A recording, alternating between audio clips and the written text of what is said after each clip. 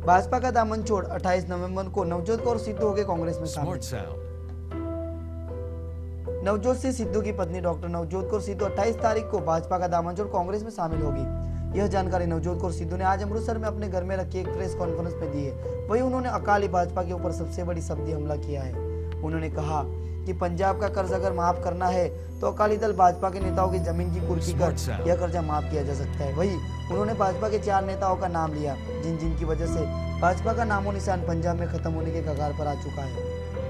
वहीं नवजोत कौर सिद्धू ने सुखबीर बादल पर बोलते हुए कहा कि सुखबीर बादल की ओर जो काला धन छुपा कर रखा गया था और उनकी ओर से चुनाव में बांटा जाना था वह गरीब जनता में बांट दे। उन्होंने कहा कि जो काला धन सुखबीर बादल के पास में है उनकी ओर से कहा जाता था कि 2017 में होने वाले चुनाव में वह लोगों में बांटकर वोट हासिल करेंगे। वही जो नोटबंदी पर पूछा गया कि नवजोत सिंह सिद्धू और नवजोत कौर सिद्धू के पास में कितने पैसे थे, तब नवजोत कौर सिद्धू ने कहा कि नवजोत सिंह सिद्धू के पास 3000 नकद थे और मेरे पास 11000 थे, इसलिए हमें कोई फर्क नहीं पड़ता। वही नवजोत कौर सिद्धू ने कहा कि पंजाब में जितना भी कर्जा है वह एक परिवार की 14 कुर्की कर उतारा जा सकता है। पंजाब अमृतसर से हनीश मेहरा की रिपोर्ट, जीएनए इंडिया। आप मेरे से ये पूछिए कि चुने गिने कौन से नाम हैं जो स्कैंडल्स में इन्वॉल्व नहीं हैं, और सुखबीर बादल अपनी जमानत जब्त होने से बचा ले, जलालाबाद में फोकस करे, वो ही बहुत बड़ी बात है। और विजय सांपला और सुखबीर बादल ने ट्रेलर्स देख ली, कल भी ट्रेलर देख लिया विजय सांपला ने अपने पिंड में, जहां उसकी कुर्सियां टोटली खाली थी और उसको क्योंकि वो खुद पढ़ा लिखा नहीं है तो वो सारे कॉलेजेस में छुट्टी करवा के स्टूडेंट्स को वहां लाके बिठाया गया जिनको रैली के बारे में एबीसी नहीं पता थी। तो विजय सांपला को इस बारे में इंट्रोस्पेक्ट करना चाहिए कि वो 10 बंदे भी अपनी रैली के लिए इकट्ठे नहीं कर सका जहां पे वो सुखबीर बादल को लेके आया, तो वो इंट्रोस्पेक्ट जरूर इस समय पे कर ले और लोगों से माफी मांग ले। और जो कह रहे थे सुखबीर बादल की मैं 34,000 करोड़ संभाल के बैठा हुआ हूं, जो मैं पंजाब के वोटों को खरीदना है, हर कैंडिडेट को 200-200 करोड़ फेंकना है, वो मैं उसको रिक्वेस्ट करती हूँ कि वो बोरियां जो उसने संभाल के रखी हैं वो लोगों के, जिन लोगों को हमने 10 साल लूटा है उन लोगों के खातों में उसको डिवाइड करके डालें, ताकि कोई भला जो उन्होंने पंजाब का 10 सालों में नहीं किया वो आज वो कर दे कि हर इंसान को कम से कम 2.5 लाख जो है वो उसके खाते में डाल दे। जैसे नोटबंदी देखो, अगर डीमोनेटाइजेशन का लीस्ट इफेक्ट हुआ तो वो सिद्धू परिवार पे हुआ, क्योंकि मेरे पास बदलाने के लिए 11,000 रुपए थे और नवजोत सिंह सिद्धू के पास 3,000 रुपए थे। तो आई थिंक और लीस्ट इफेक्ट अगर किसी फैमिली को हुआ तो इस परिवार को हुआ। वैसे ही वो कमेंट्स के बारे में भी लीस्ट इफेक्ट अगर इस परिवार को होता है तो इस परिवार को होता है, क्योंकि हम अपनी परफॉर्मेंस से बात करते हैं, अपनी ईमानदारी से और अपने काम से बोलते हैं, इन छोटी बातों में नहीं आते। मैंने कहा कि इंसान हमेशा आइडियल प्लेटफॉर्म ढूंढता है और नया प्लेटफॉर्म ही आइडियल हो सकता है।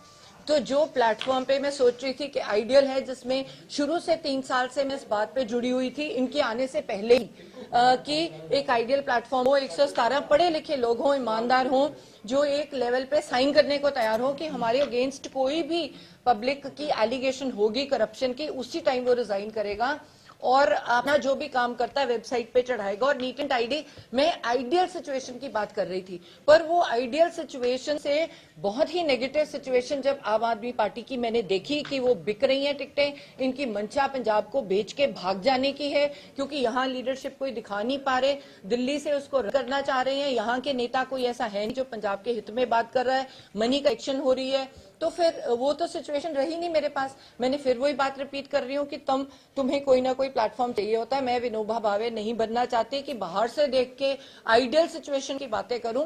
प्लेटफॉर्म में आज के समय में to provide a stable government, Congress is the only platform for Punjab.